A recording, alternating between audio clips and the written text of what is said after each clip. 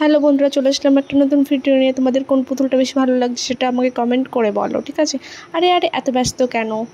আরও টেডি আছে, তার মধ্যে বলো তোমার সাথে, আমার সাথে তোমাদের কোনটা বেশি ভালো লাগছে? এই দেখো, এখানে আমাদের ক্যাশিয়ার পেমেন্ট করছে, বুঝেছো? তোমরা দেখতেই পাচ্ছ তাহলে। আর এই দেখো, আমি পুতুলগুলো নিয়ে কত সুন্দরভাবে ছবি তুলছি আর তোমরা দেখতেই পাচ্ছ। তো দেখো, তোমাদের কোনটা বেশি ভালো লাগছে আমাকে কমেন্ট করে বলো। আমার সাথে কোনটা বেশি মানাচ্ছে সেটা কমেন্ট করে বলো। এটাকে খুব ভালো লেগেছে আর আমার দিদি এই গুবলুটাকেই নিয়েছে। এই লাল টেডিটা দেখো, ফোনে আবার কেমন একটু লাগছে, লাল মনে হচ্ছে না।